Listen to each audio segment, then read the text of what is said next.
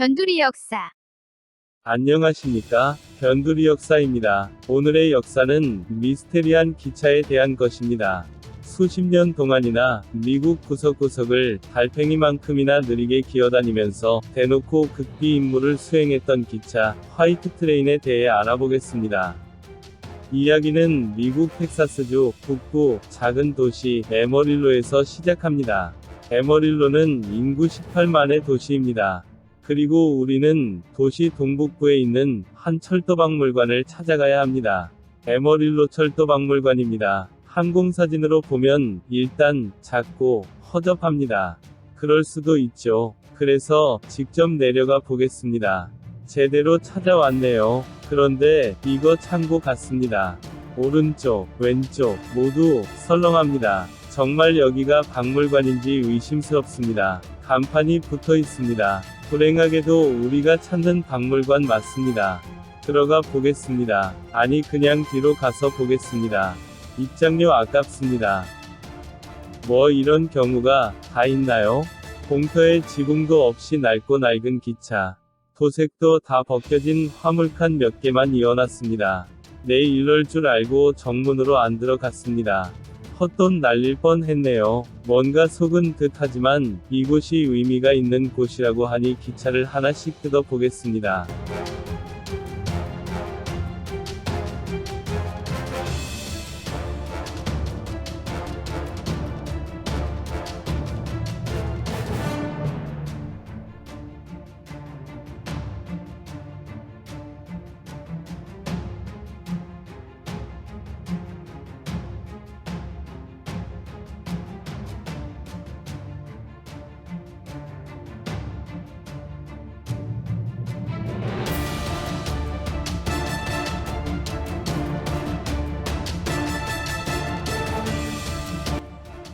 다 보셨으면 젠장 속았구나 생각이 들 것입니다. 그러나 이 마지막 사진을 주목하세요. 뭔가 특이한 디자인, 그리고 하얀색 바탕에 덧칠한 빨간 페인트와 풍화의 흔적들. 오늘의 변두리 역사는 이 기차에 대한 이야기를 하겠습니다. 변두리 역사. 다시 에머릴로에 왔습니다. 그리고 에머릴로 철도박물관을 지나 계속 갑니다. 동북쪽으로 30km를 가면 특이한 구조의 시설이 보입니다. 오늘의 주제, 화이트 트레인이 출발했던 곳, 그리고 도착했던 곳. 판텍스 플랜트입니다. 미국 정부 시설입니다. 판텍스 플랜트는 40제곱킬로미터 땅에 미로처럼 지어진 시설인데 이곳이 바로 미국 핵무기 생산과 운송의 중심입니다. 미국 에너지부 산하 기관으로 국가 핵 안보국 소속이랍니다. 다시 항공사진을 보겠습니다. 상단 사각형과 그 옆의 점들, 이거 비행기 경납고 포병 진지 또는 탄약고를 닮았습니다. 흥분됩니다. 분명 저기에 핵무기가 있다는 것입니다. 오른쪽에 정문이 있는데 공장과 상당히 떨어져 있습니다. 출입구 보겠습니다. 역시 삼엄합니다. 고속으로 돌진하는 차량을 막기 위한 시설이 되어 있습니다. 하단, 삐뚤어진 사각형 외곽으로 큰 해자 비슷하게 있습니다. 이중 철책입니다. 공장에서 외부를 훤히 볼 수 있다는 뜻이고, 공장이 중요 시설이라는 의미입니다. 변두리 역사. 1941년 미국 정부는 2차 세계대전 군수품 기지를 목적으로 판텍스 플랜트를 설립하였습니다. 그리고 1951년 냉전이라는 새로운 전쟁에서 적절한 역할을 하기 위해 약간의 손질을 했습니다. 에머릴로시는 거의 모든 미국 핵무기 수송 열차의 종착역이며 판텍스 플랜트는 미국에서 유일한 핵무기 조립 시설이었고 현재도 그 역할은 변함이 없습니다. 이와 함께 에머릴로시의 10만 명 인구 중 다수가 폭탄 조립과 해체 공정에 투입되었습니다. 벙커 내부에는 각종 폭약과 위험물이 가득했으며 부업을 하고 싶은 농부, 그리고 열심히 일하는 젊은이들이 함께 볼트를 조이며 트라이던트와 같은 각종 핵탄두를 조립하거나 재래식 무기를 분해했습니다. 전국에서 수송된 우라늄과 플루토늄이 에머릴로시로 집결했지만 폭탄의 조립을 위해 높은 기술을 제공할 수 있는 곳, 그리고 효과적 방사능 차폐물이 설치된 곳은 판텍스 플랜트 뿐이었습니다. 변두리 역사. 두 개의 원자폭탄이 일본의 두 도시를 강타하자 일본이 즉시 항복하고 2차 세계대전이 끝나는 것을 보며 세계는 핵전쟁이라고 하는 발생 가능한 또 다른 공포에 휩싸이게 됩니다. 1945년 2차 세계대전이 끝나자마자 냉전이 시작되면서 미국과 소련 사이 긴장은 하루가 다르게 높아만졌습니다. 냉전으로 갈라진 동서양 진영이 서로를 의심하고 국방력의 예산을 집중하면서 이후 45년 동안 사람들의 머릿속에는 핵폭탄이 언제든 나에게 날아올지도 모른다는 공포심이 가득했습니다. 핵폭탄을 가진 몇 나라가 서로 핵미사일을 쏴대는 대량 파괴를 상상하는 것만으로도 전쟁의 참혹한 결과를 보는 것과 같았습니다. 이 기간 내내 미국은 핵전쟁을 발생 가능한 사건으로 여기며 긴장을 놓지 않았습니다. 소련이 전쟁을 원한다면 미국이 핵폭탄을 사용하는 것은 가장 쉬운 결정이 될 것이고, 결국 두 나라가 자신들의 핵폭탄 모두를 서로에게 퍼부을 거라는 상상은 결코 과장이 아니었습니다. 그래서 결국 상대보다 폭탄을 한 발이라도 더 가진 나라가 승자가 되는 시나리오였습니다. 이를 깨달은 두 나라는 폭탄을 상대보다 하나라도 더 만들기 위해 불철주야 1년 365일 핵 개발에 몰두했으며, 그 결과 지구를 몇 번 날려버릴 수 있을 만큼 많은 핵무기를 생산하였습니다. 변두리 역사. 판텍스 플랜트에서 무기를 완성하는 것, 그리고 이것을 전국으로 운송하는 것은 별개의 문제였습니다. 사고 없이 산과 강을 지나 여러 도시를 거쳐 세상에서 가장 치명적인 무기를 옮기는 것, 그리고 그 보안을 유지하는 것은 여러 관련된 사람들의 머리를 아프게 했습니다. 그래서 결국 도입된 것이 화이트 트레인인데, 이것은 50년대부터 80년대까지 무려 30년 동안 운행되었습니다. 이 기차의 겉모습은 이름처럼 하얀색이었고, 중무장한 저격병과 각종 무기 그리고 무장한 경비대원이 그 안에 타고 있었습니다. 화이트 트레인은 이목을 끌지 않도록 설계되었으며, 일반인의 시선을 피해 지하저장고로 다수의 핵무기를 옮겼습니다. 이 기차가 다른 일반 기차와 외관상 큰 차이가 없었지만 몇 가지 구별되는 작은 것은 있었습니다. 몇 겹으로 보강된 화물칸의 앞뒤에 무장경비칸이 각각 있었으며, 이것은 화물칸보다 약간 높은 지붕을 가지고 있었습니다. 무장경비칸에는 경비대원들이 밖을 살필 수 있는 가늘게 트인 창이 있었는데, 기차를 보호하기 위해 필요하다면 즉시 무기를 사용할 수 있게끔 마련된 것이었습니다. 경비대원들은 소총, 반자동 소총, 기관총, 그리고 수류탄으로 무장하고 있었습니다. 화이트 트레인은 외부의 공격의 방어력이 높았으며, 내부로 침투하는 것도 당연히 어려웠습니다. 화재 및 사고에 대한 대비도 충분했습니다. 기차의 시설과 디자인, 그리고 경비대원을 그려보면 화이트 트레인을 마치 한 편의 액션 영화에나 나오는 스릴 넘치는 환경으로 상상할 수도 있지만, 사실 이 기차는 시간당 최대 56km라는 느린 속도로 달렸고, 일반 기차 속도에 비하면 달팽이 수준이었습니다. 이런 느린 속도 때문에 7명으로 구성된 기관실 요원들은 미국을 가로지르는 동안 며칠씩이나 기차를 떠날 수 없었습니다. 가장 빈번하게 무기를 전달해 주었던 곳은 워싱턴주의 벵거, 그리고 사우스캐롤라이나의 찰스턴이었습니다. 이곳을 통해 각각 태평양과 대서양으로 작전을 나가는 잠수함들이 무기를 전달받았습니다.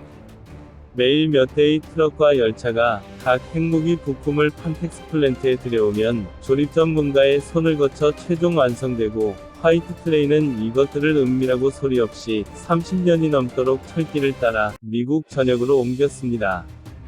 그러나 이 흠없는 임무를 수행한 비밀 열차는 현재 폐차장에 박혀 있거나 박물관에 전시되어 있습니다. 냉전 시기 핵 전문가들에 의해 가장 안전한 운송 방법으로 인정받았던 이 기차에 도대체 무슨 일이 있었던 걸까요? 미국은 왜 이 기차를 버렸을까요? 변두리 역사. 1980년대에 들어 핵전쟁에 대한 공포가 전 국민을 엄습하고 점점 더 많은 도시가 미국의 핵개발에 참여하게 되면서 미국인들은 그들의 집 주변에서 핵물질들이 소리 없이 이동하고 있다는 것에 큰 공포를 느끼고 이를 공개적으로 말하기 시작했습니다. 더구나 당시 미국 대통령 레이건은 그의 첫 임기 4년 동안 국방비를 4배 증액했으며 필요하면 미국이 언제든 기꺼이 핵무력을 사용하겠다고 공공연하게 말했습니다. 1982년 3월 타임지가 붉은 버섯구름이 폭발하는 표지와 함께 임박한 핵전쟁을 암시하면서 대중의 걱정과 공포는 점점 더 높아만 갔습니다. 변두리 역사. 타임지의 기사를 읽은 사람 중에 반핵운동을 하는 천주교 신학자 짐 더글라스가 있었습니다. 더글라스는 이미 1981년에 워싱턴주에 있는 퍼젯사운드로 이사하면서 인근 벵거의 잠수함 기지를 감시하겠다고 마음을 먹었습니다. 아내와 함께 매일 그 기지를 감시하던 더글라스가 경계가 삼엄한 군기지에 여러 번 드나드는 하얀 기차를 목격하면서 화이트 트레인은 중대한 운명을 맞게 됩니다. 더글라스 부부는 반핵운동단체 그라운드 제로 센터의 지원을 등에 업고 그 하얀 기차의 운행을 중단하라는 싸움을 시작하면서 시민들 사이에 관심이 생기고 논란이 발생했습니다. 짐 더글라스는 하얀 기차를 가리키며 핵전쟁이라는 지옥을 직접 목격할 수 있는 가장 상징적인 것이라고 말했습니다. 그리고 기차를 좋아하는 한 지인의 도움으로 그 기차가 텍사스의 에머릴로에서 워싱턴주까지 왔을 가능성이 높다는 것을 알게 되었습니다. 이어서 기차가 지날 것 같은 지역의 종교단체, 평화단체와 연계하여 그 하얀 기차를 감시하였으며 이후 철야농성을 조직하고 기차가 지나는 길목에서 비폭력 시위를 시작하였습니다. 지역 언론에도 그 기차의 정체를 알리면서 시위는 미국 전역으로 번졌으며 300개 이상의 지역이 이에 동참했습니다. 화이트 트레인의 운행을 담당하던 정부기관이 에너지부였는데 시위대는 수도 워싱턴시에 있던 에너지부 건물 앞에서 진을 친 채 핵무기 수송의 책임을 묻고 그것의 중단을 요구했습니다.